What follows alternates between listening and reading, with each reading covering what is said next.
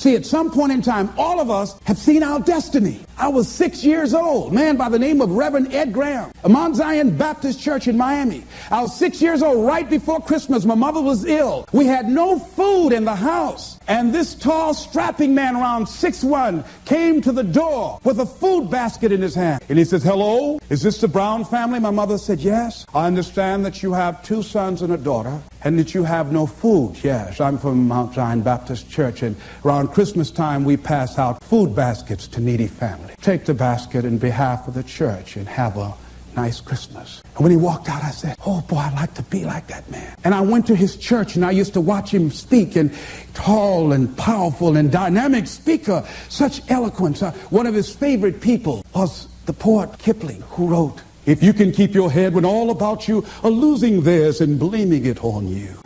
What eloquence he had. And I said, "Oh, I would hunch Wesley." I said, "Wesley, I'd like to be like Reverend Graham. Boy, he's powerful." A friend of mine, Mildred Singleton, my former fiancée, she was with a school outing. But we're still good friends. She's at a... Y'all always dipping in my stuff, but anyhow. Somebody say, "I take you, it's all right." But she was on a school outing, and they took her to a hospital, and she was in the operating room watching from a distance. And she saw someone working or doing eye surgery, and she says, "That's what I want to do." She's just a teenager, and today she's an ophthalmologist. All of us have seen our destiny at some point in time, and we decided not to listen. We decided to ignore it and say, "No, that's not for me." Life came in and slapped us side the head, and we stopped dreaming anymore. Bigger Thomas said, "The impulse to dream has been slowly beaten out of me through the experience of life." And that's what causes many of us to give up on our volcano. The experiences and the challenges, the defeats, the disappointments, and the failures of life. Then we decide to prematurely throw in the towel on ourselves, or to sell out on our true potential, sell out on living our dreams, feeling that we're not good enough, not wanting to make any mistakes, particularly if you're raised with a great deal of criticism. So you've got to be willing to prepare yourself and do the best you can. Take your best shot and let the chips fall where they may. And so as you begin to look at people become afraid of success because they feel they're not good enough, they can't handle it, the responsibility is too big. I've been there. And when you feel that way, you begin to unconsciously work against yourself to make sure that you don't get it. You begin to sabotage your own potential in a variety of ways, through procrastinating, through not taking care of business, not giving reports on time, not spending your time wisely, squandering your time looking at a lot of idle television, or spend all your time lamenting and complaining about how bad things are, using your energy negatively rather than positively, complaining rather than producing. That's what we do when we're afraid of really making it. And when you're afraid of the unknown, when you're afraid to take that leap, when you're afraid to venture out there, that's a real challenge. I'm reminded about a little boy. 2 little guys were out playing on some ice that was supposed to have been solid. And one of the little boys stepped on a thin area of the ice and fell in a hole. And as he began to start thrashing in the water, he began to move with the undercurrent to other areas of the ice, and his friend was there trying to help him, beating, hitting the ice, trying to save his friend.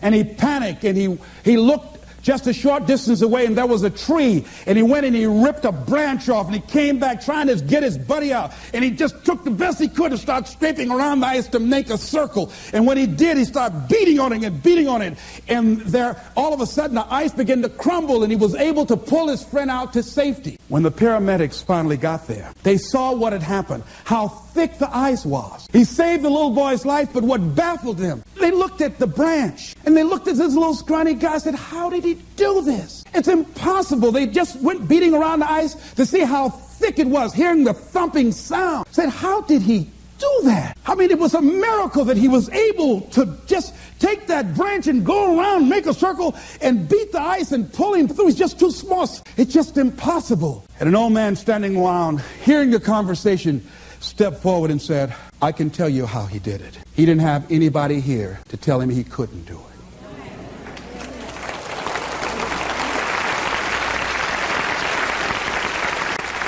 See, sometimes life will happen to you, like this little boy, and you won't have time to say no. You won't have time to think that you can't do it. The only time you will have is to act, to take the leap of faith and believe that everything is going to be all right. Take that leap of faith, trust yourself, and know within yourself that everything's going to be all right.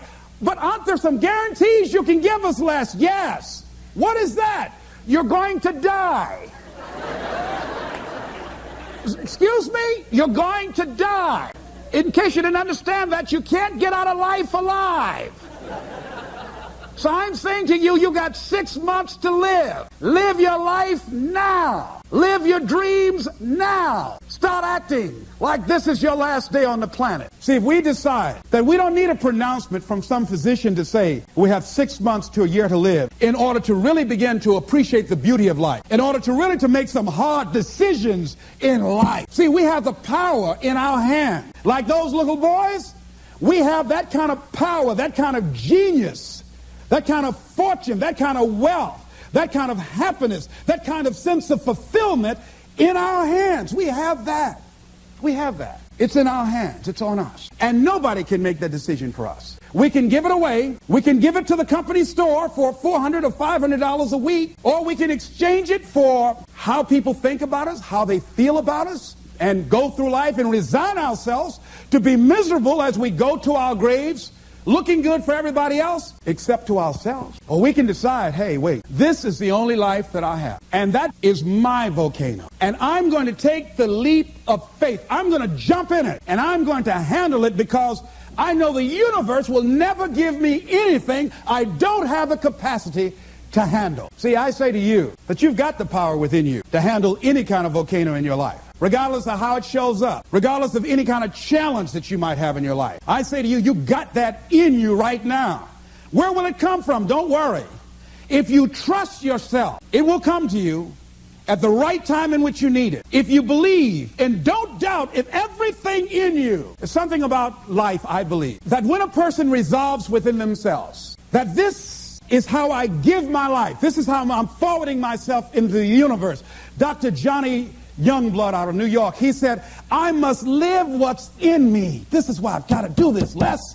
I must live what's in me. And all of us have something in us that we must live. And if we don't know what it is right now, we must create it or we must find it. All of us have this, whatever this something is that gives our life that meaning, that value, and that power, and that happiness. That happiness that a lot of people just wouldn't understand why you got to do it and why you got to take that mountain on.